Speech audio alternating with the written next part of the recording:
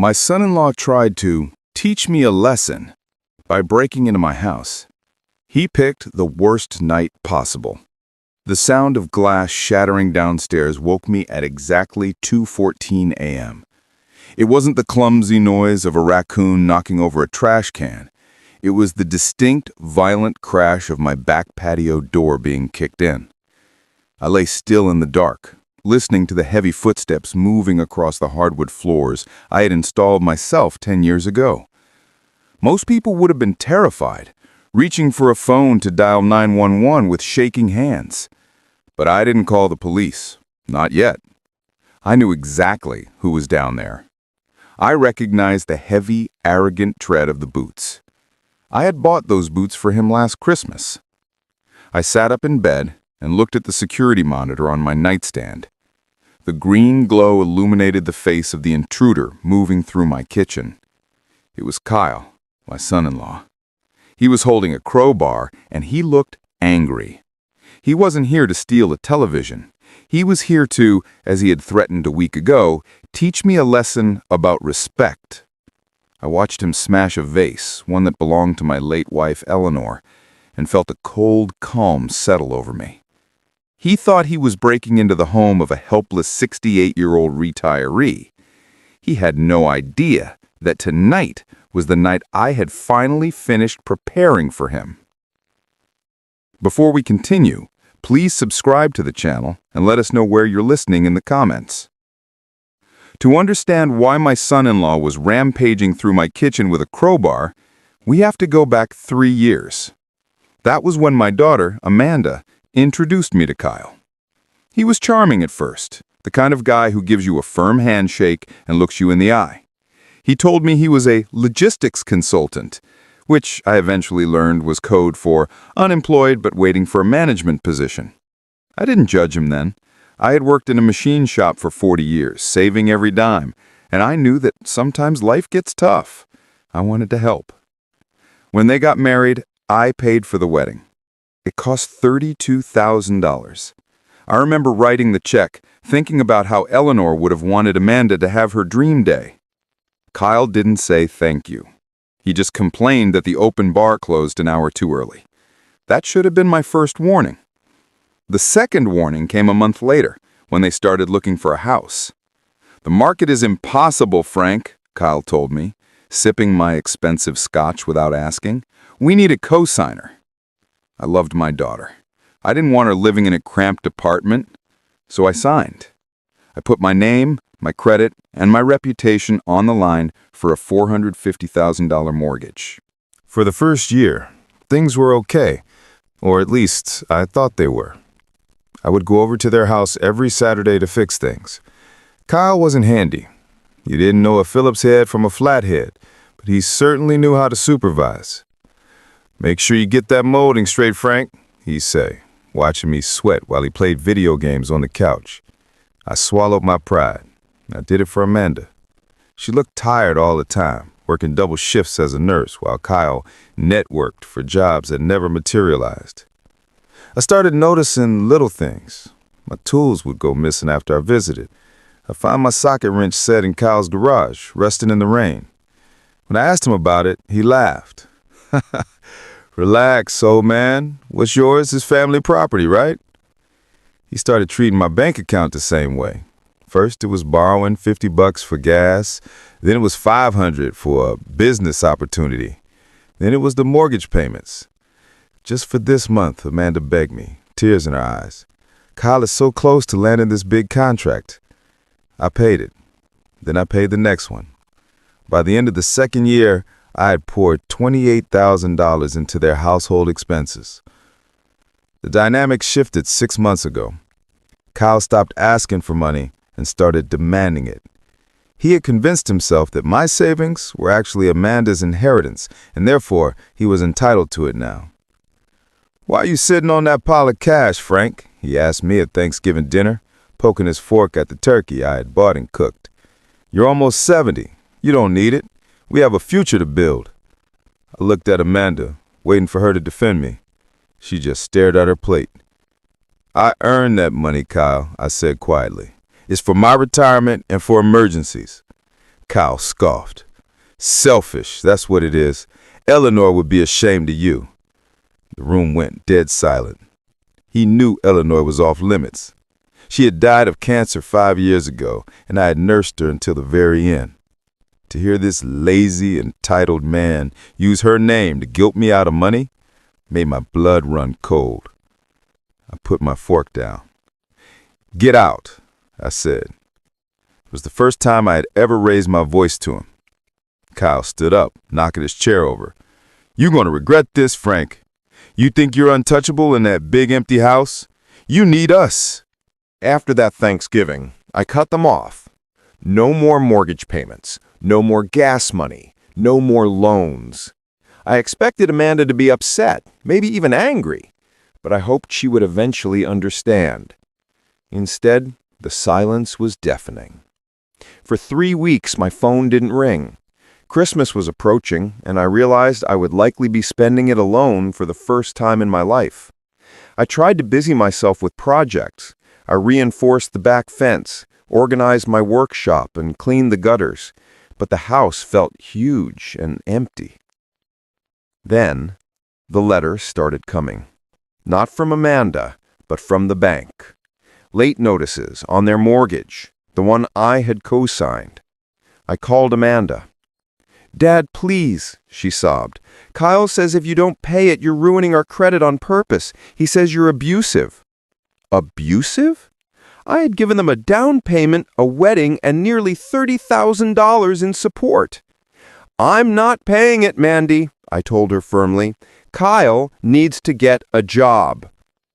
I heard Kyle's voice in the background, muffled but angry. Tell that old miser he better watch his back. If he wants to play hardball, I'll show him what real pressure looks like. The escalation began slowly. First, it was prank calls in the middle of the night, heavy breathing or silence on the other end. Then my mailbox was smashed with a baseball bat. I knew it was Kyle. He drove a distinctive lifted truck with loud exhaust, and my neighbor, Mrs. Gable, mentioned seeing it idle on our street late at night. I didn't call the police because I didn't want to get Amanda in trouble. I thought I could handle it. I thought he was just throwing a tantrum. One afternoon, I came home from the grocery store to find my garage door spray painted. In bright red letters, it said, "Family Last." It took me 3 hours to scrub it off with paint thinner, my shoulder aching with every wipe. I felt a deep, heavy sadness. This was the man my daughter had married. This was the man who was supposed to protect her. Instead, he was terrorizing her father because the ATM had finally shut down. That evening, I went to my safe. I took out the deed to my house, my will, and my insurance policies. I realized that if I didn't take control of this situation, Kyle was going to destroy everything I had built. I decided to invite them over one last time. I needed to look Amanda in the eye and see if she was truly part of this, or if she was just a victim of his manipulation. I sent a text. Come for dinner. Sunday. We need to talk about the house. Kyle replied instantly. Have the checkbook ready. When they arrived, Kyle walked in like he owned the place. He didn't wipe his boots. He kicked snow onto the rug Eleanor had woven by hand. Dinner was tense. I had made pot roast, Amanda's favorite. She looked terrible, thin, pale, with dark circles under her eyes. She barely spoke. Kyle ate like a starving wolf, talking with his mouth full. So, he said, wiping grease on his sleeve, you finally came to your senses. How much are you giving us? We need at least 10 grand to catch up on the bills. I looked at him calmly. I'm not giving you any money, Kyle. I invited you here to tell you that I'm taking my name off the mortgage. I spoke to the bank. I'm forcing a sale if you can't refinance. Kyle's face turned a shade of purple I had never seen before. He slammed his fist on the table, making the silverware jump. You can't do that. That's our house. It's half my house, I corrected him. And since I paid for most of it, I have the right to protect my credit. Kyle stood up, looming over me. He was 30 years younger and 50 pounds heavier. "You listen to me, old man. You don't get to dictate terms. You owe us. You're sitting on a gold mine here. This house is worth $500,000 easy. You should be downsizing anyway. Why don't you move into a condo and give us this place?" The audacity took my breath away. He didn't just want my money. He wanted my home. The home where I raised Amanda. The home where Eleanor spent her last days looking out at the garden. "Get out," I said, my voice low and steady. "Get out of my house and don't come back." Kyle leaned in close, his breath smelling of beer and onions. "I'm gonna teach you a lesson, Frank. One of these nights you're gonna wake up and realize you're not safe here. You need to learn some respect for the head of the family." He grabbed Amanda by the arm and dragged her out. That threat hung in the air for days. One of these nights. I knew he meant it.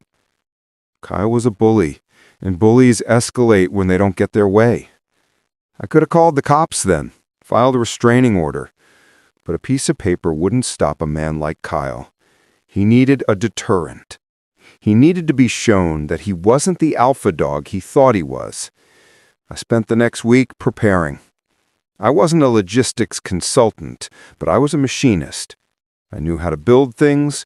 I knew how to solve problems. I started by upgrading my security system.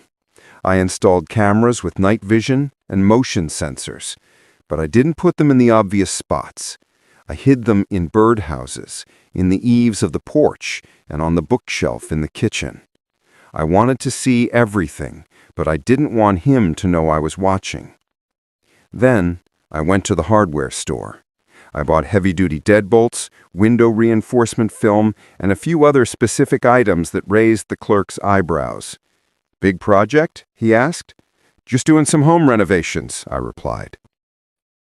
2 days ago, Amanda called me. She was whispering, "Dad, he's really mad. He's talking crazy stuff. He says he's gonna come over there and take what he's owed." "Let him come," I said. "Dad, no. He bought a crowbar. He's been drinking. Please, just leave the house for a few days. Go stay at a hotel."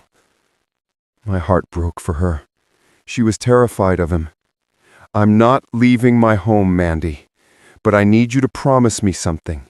If he leaves the house at night, you stay there. Do not get in the car with him." "I promise," she wept. "I'm so sorry, Dad." "It's not your fault, honey, but it's going to be over soon." I hung up and looked at the calendar. It was Friday.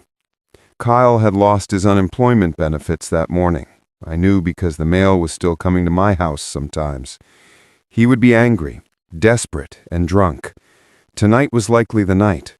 I checked my preparations one last time. The trap was set. Not a physical trap that would hurt him. I wasn't going to go to jail. But a trap that would expose him, humiliate him, and ensure he never bothered me again. Which brings us back to 2:14 a.m. I watched on the monitor as Kyle moved from the kitchen into the hallway. He was swinging the crowbar loosely, knocking pictures off the walls. He was destroying my home systematically. He wasn't looking for cash. He was looking to punish me.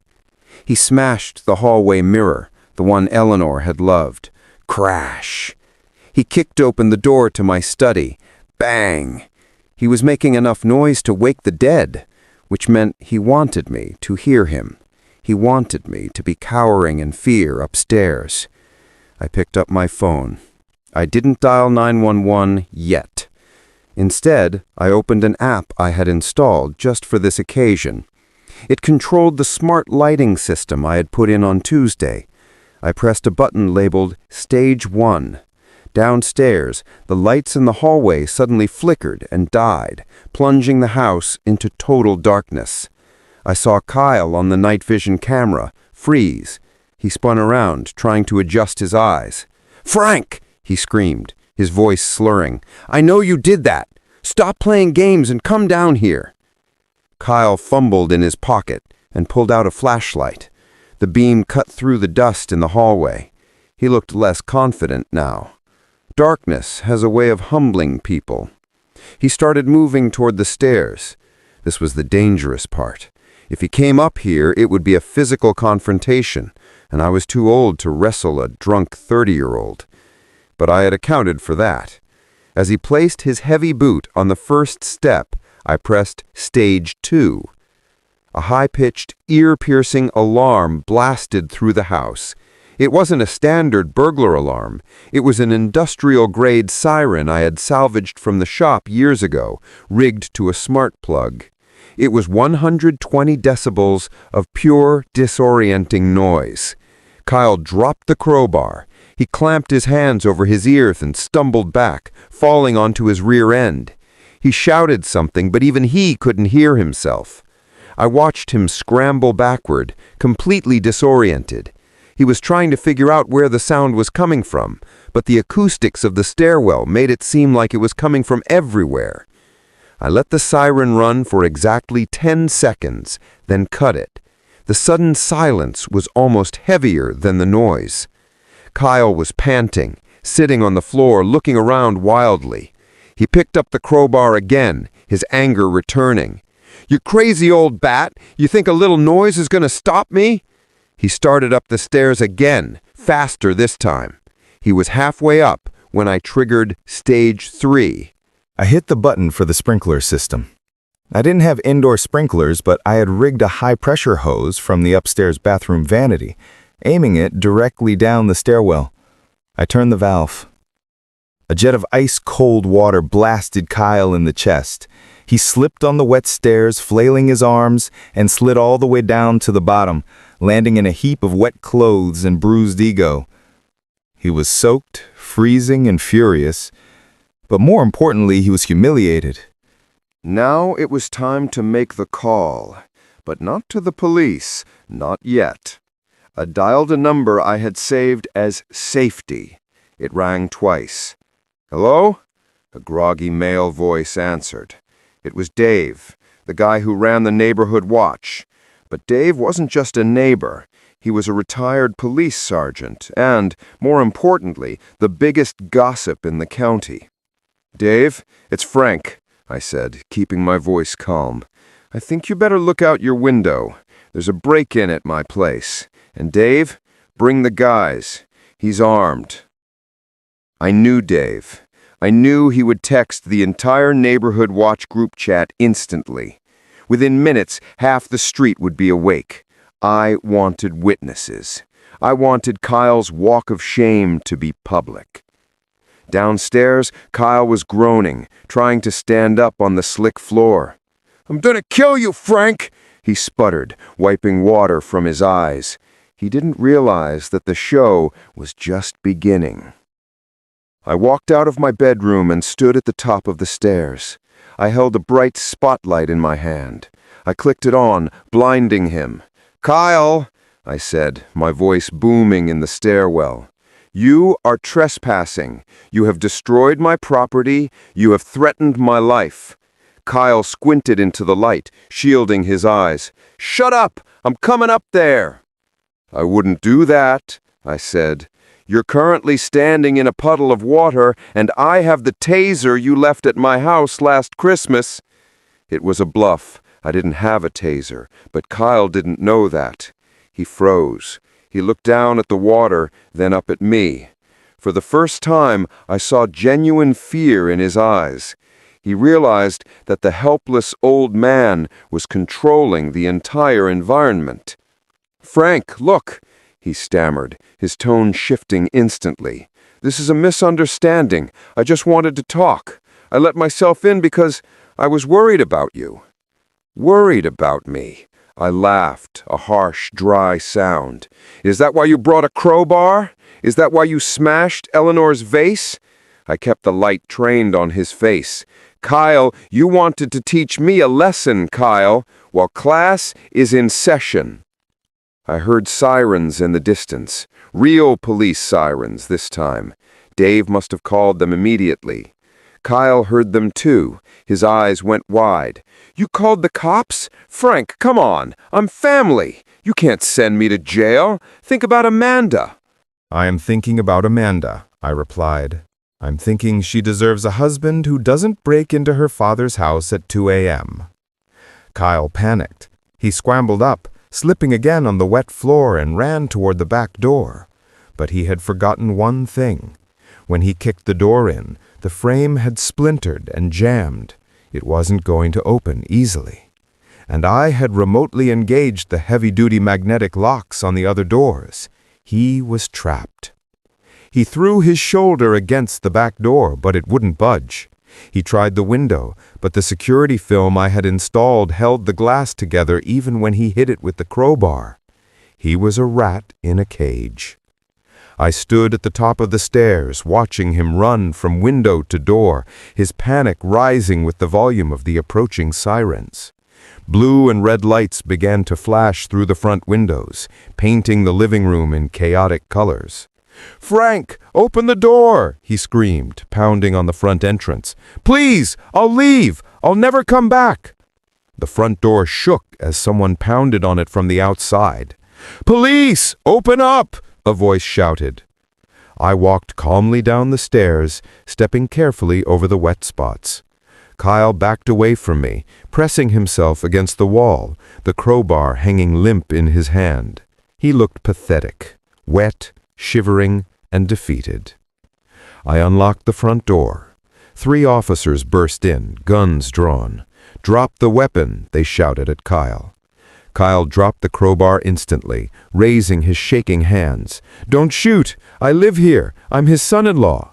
"He does not live here," I said clearly to the officers. "He broke in, he has a weapon, and I want to press charges." The officers grabbed Kyle, spinning him around and slamming him against the wall. As they cuffed him, I saw Dave and 3 other neighbors standing on the lawn, watching through the open door. They saw everything. They saw Kyle, the man who bragged about his business ventures, being dragged out in wet clothes, crying like a child. "It hurts! The cuffs are too tight!" he whined. One of the officers, a stern woman named Officer Miller, looked at the destruction in the hallway. "Did he do all this?" she asked me. "Yes," I said. "Everything is on video. The cameras recorded it all." Kyle's head snapped up. "Cameras?" "Every second," I confirmed, "including the part where you threatened to kill me." Kyle's face went pale. He knew he was done. They hauled him out to the squad car. As they pushed him into the back seat, he looked at me one last time. There was no arrogance left, just the hollow look of a man who had gambled everything and lost. I stood on the porch, wrapping my robe tighter around myself. Dave walked up, shaking his head. "Frank, are you okay? That was intense." "I'm fine, Dave. Just a little wet cleanup to do." I watched the police car drive away, the red tail lights fading into the night. My adrenaline was starting to fade, leaving me tired and aching, but I couldn't rest yet. I had one more call to make. I went back inside, avoided the mess in the hallway, and picked up the phone. I called Amanda. She answered on the first ring. "Dad, are you okay? I saw the police car go by." She was crying. "I'm safe, Mandy. Kyle is in custody. He broke in, but the police have him." There was a long silence on the other end. He actually did it?" she whispered. "He did. And Mandy, it's all on video. There's no talking his way out of this. He's going to prison." I heard her take a shaky breath. "I'm coming over," she said. "No," I told her. "Stay there. Pack a bag. Pack everything you need. You're not staying in that house anymore. You're coming home." "But the mortgage," she started. "Forget the mortgage," I said. "I'll handle the bank. Just get away from his things. Come home." The next morning, I went to the police station to give my formal statement and hand over the video footage. The detective watched the clip of Kyle smashing the vase and slipping down the stairs with a grim satisfaction. "This is open and shut, Mr. Wilson," he said. "Burglary, assault with a deadly weapon, making terroristic threats, property damage. With the video evidence, he's looking at 5 to 10 years. I walked out of the station into the bright morning sunlight. I felt lighter than I had in years. The fear was gone. The obligation was gone. I stopped by a bakery on the way home and bought a dozen donuts. When I pulled into my driveway, Amanda's car was there. She was sitting on the front porch steps, staring at the boarded-up back door. She looked up when I approached, her eyes red and swollen. I saw the house, she said quietly. I saw Mom's vase. It's just a thing, Mandy, I said, sitting down beside her. Things can be replaced. You can't. She leaned her head on my shoulder. I'm so sorry, Dad. I should have listened to you years ago. I was just afraid of being alone, and he made me feel like everything was my fault. That's what manipulators do, I told her. They isolate you. They make you doubt yourself. But you're free now. We sat there for a long time, watching the neighborhood wake up. Mrs. Gable waved from her garden. Dave walked by with his dog and gave me a thumbs up. It felt like the community was closing ranks around us, protecting us. The legal process moved fast. Kyle tried to plead not guilty at first, claiming he had a key. He didn't, and that we were just having a family dispute. But the video of him screaming, "I'm going to kill you," while holding a crowbar, destroyed his defense. His lawyer, a public defender who looked exhausted, advised him to take a plea deal. He pleaded guilty to aggravated burglary and assault. He was sentenced to 6 years in state prison. I went to the sentencing hearing. Amanda didn't go. She didn't want to see him. But I needed to see it finished. When the judge read the sentence, Kyle looked back at me. He mouthed something. I think it was, "I'm sorry," but it might have been a curse. It didn't matter. He was a memory now, a bad chapter in a book that we were finally closing. In the months that followed, life began to return to normal. Amanda moved back in with me for a while. We fixed up the house together. We replaced the broken mirror. We painted the hallway. We laughed again. She filed for divorce, and because Kyle was incarcerated, it went through quickly. We sold the house they had lived in. The market was hot, and even after paying off the mortgage and the fees, there was a little bit of money left over. Amanda used that money to go back to school. She wanted to get her master's in nursing. She was brilliant, hard-working, and kind. Everything her mother had been. I watched her study at the kitchen table, the same table where Kyle had demanded my money, and I felt a profound sense of peace. The leech was gone. My daughter was back. One evening, 6 months after the break-in, I was sitting on the back porch. The new door was solid oak, reinforced with steel. I had a glass of scotch in my hand, the good stuff that Kyle used to steal. Amanda came out and sat with me. "You know," she said, looking at the sunset, "I used to think you were being mean when you cut us off. I thought you didn't care." "I did it because I cared too much to let him destroy you," I said. She took my hand. "I know. You saved me, Dad, not just that night, but by forcing me to stand on my own feet." I squeezed her hand. That's what fathers do. The house was quiet, but it wasn't empty anymore.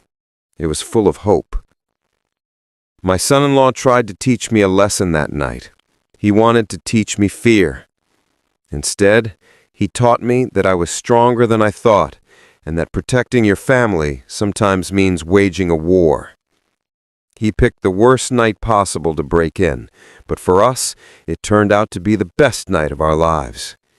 It was the night we finally got free.